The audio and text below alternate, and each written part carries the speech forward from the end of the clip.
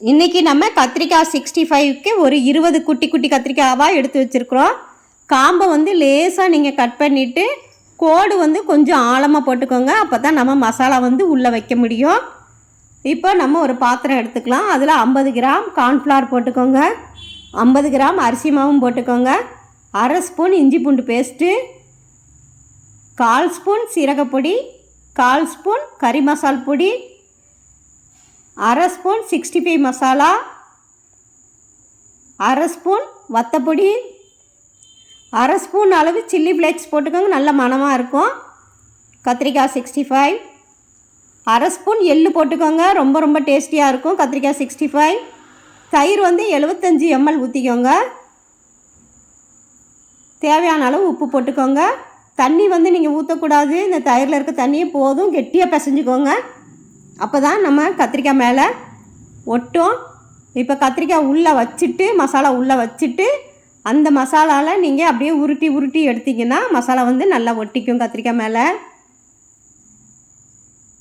நல்லா ஒட்டிக்கும். மாவு கெட்டியாக மசாலா கெட்டியாக இருந்தால் மட்டும்தான் கத்திரிக்காய் மேலே ஒட்டும். கத்திரிக்காய் மேலே வலுவலுன்னு இருக்கிறதுனால நம்ம முன்கூட்டியே போட்டும் வைக்க முடியாது, அப்படியே வழுக்கி விழுந்துடும். நீங்கள் வந்து இது மாதிரி அப்பப்போ போட்டு பொரிச்சிக்கோங்க. நான் ஃபஸ்ட் டைம் போடுறதுக்கு ஒரு 6 கத்திரிக்காய் போல் மசாலா போட்டு வச்சுக்க போகிறேன். பாருங்கள், அழகு போல் ஒட்டுது பாருங்கள் மசாலா. நம்ம ஃபஸ்ட்டு உள்ளுக்குள்ளே மசாலா வச்சுட்டு திருப்பி மேலே உருட்டி உருட்டி எடுத்தோம்னா மேலேயும் மசாலா நல்லா ஒட்டிக்கும். பாருங்கள், நல்லா ஒட்டிருச்சு. இப்போ கடாயில் வந்து எண்ணெயும் காஞ்சிக்கிட்டு இருக்குது நமக்கு. நீங்கள் கத்திரிக்காய் வந்து ஃபஸ்ட்டு நீங்கள் போடும் போது அடுப்பு லோ ஃப்ளேமில் வச்சுட்டு மெதுவாக போட்டுக்கோங்க. இப்போ போட்டுடலாம். கத்திரிக்காய் போட்ட பிறகு நம்ம மீடியம் ஃப்ளேமில் வச்சு பொரிச்சிக்கணும். நம்ம அந்த மசாலாவை நீங்கள் கலக்கிறதுல தான் இருக்குது, தண்ணியாக இருந்துடக்கூடாது. நல்ல கெட்டியாக நீங்கள் பிசைஞ்சிக்கணும். அப்போ தான் கத்திரிக்காயில் ஒட்டி மசாலா கீழே விழாமல் நல்லா இருக்கும். சாப்பிட்றதுக்கு ரொம்ப டேஸ்டியாக இருக்கும். நல்லா திருப்பி திருப்பி விட்டு நுரையெல்லாம் நல்லா அடங்கின பிறகு நம்ம பொரித்து வெளியே எடுக்கணும்.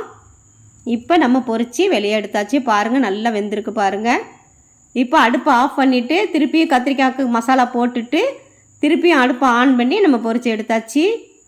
எல்லா கத்திரிக்காயும் நம்ம பொரித்து எடுத்தாச்சு. பாருங்கள் எவ்வளோ ஒரு வித மனம் வருதுன்னு. அந்த எள்ளும் ரொம்ப டேஸ்டியாக இருக்கும். சில்லி ஃப்ளேக்ஸும் அந்த எள்ளும் போட்டது ரொம்ப மணமாக இருக்குது. இது மாதிரி நீங்கள் ஒரு முறை ட்ரை பண்ணி பாருங்கள், ரொம்ப ரொம்ப டேஸ்டியாக இருக்கும். இன்றைக்கி நம்ம டொமேட்டோ சாஸ் வச்சு சாப்பிட்லாம் வாங்க. பாருங்கள், நல்ல சூப்பராக இருக்கும். சின்ன குழந்தைங்களாம் நல்ல விருப்பமாக சாப்பிடுவாங்க. அவ்வளோ ஒரு டேஸ்டியாக இருந்துச்சு. தேங்க்யூ.